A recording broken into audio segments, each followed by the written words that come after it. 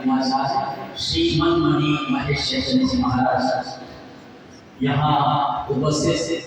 श्री कृष्ण वल्लभ जी शास्त्री, चैतन्य आश्रम ट्रस्ट के अध्यक्ष आदरणीय हरिदास काबरा साहब, और यहाँ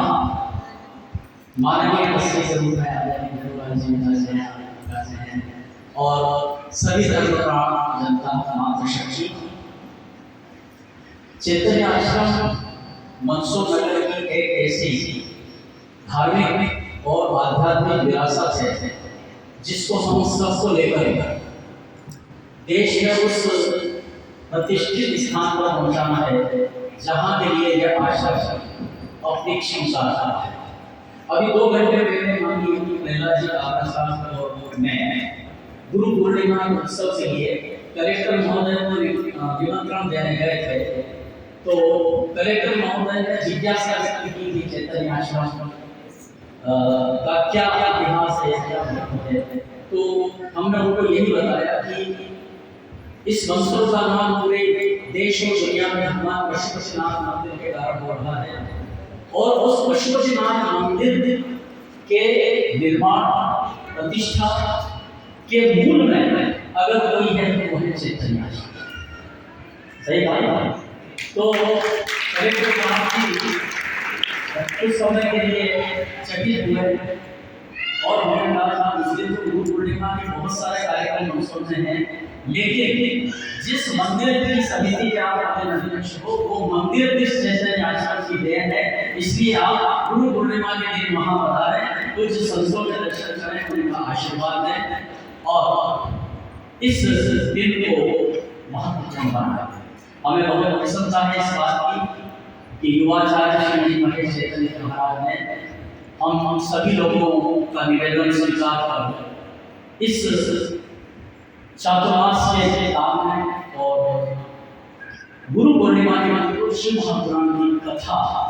व्यास के रूप में यहाँ अपनी स्वीकृति प्रदान की, और पिछले लगभग 5 दिन से आप कथा का नाम दे रहे हैं, 2 दिन और कथा के हैं। वैसे तो आपके प्रोग्राम आगे आगे बहुत चलते हैं। अभी काबरा जी हम गाड़ी में देख रहे थे कि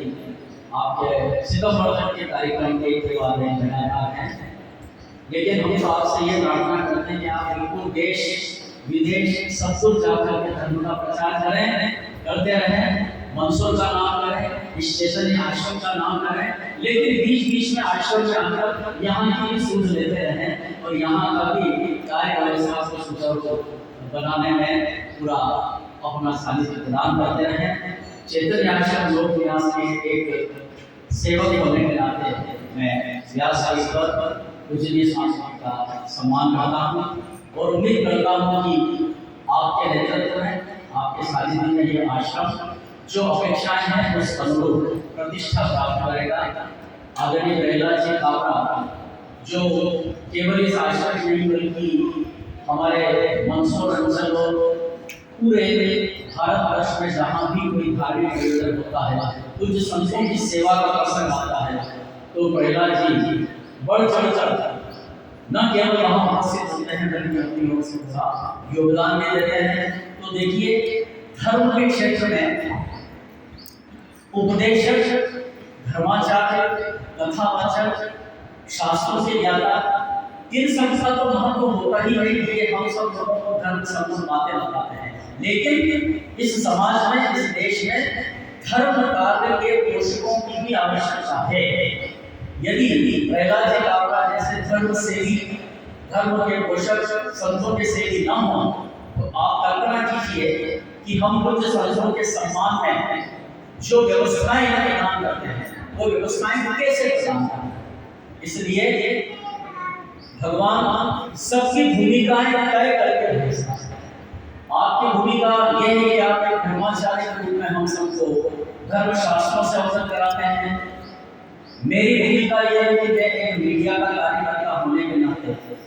ऐसे किसी भी धार्मिक आयोजन या कोई भी ऐसा आयोजन हो जो लोगों तक उसकी सूचनाएं पहुंचाना, अखबारों के माध्यम से, दूरदर्शन के माध्यम से, ताकि घर बैठे लोगों को गतिविधियों की जानकारी मिल सके। जैसे आज इस वक्त आप स्वामी जी को सुन रहे हैं, इस हाल में 100-150 की संख्या में आप उपस्थित हैं। लेकिन आज शाम को जब हम टीवी के स्थानीय न्यूज प्रसारण में इस प्रकार का दिखाएंगे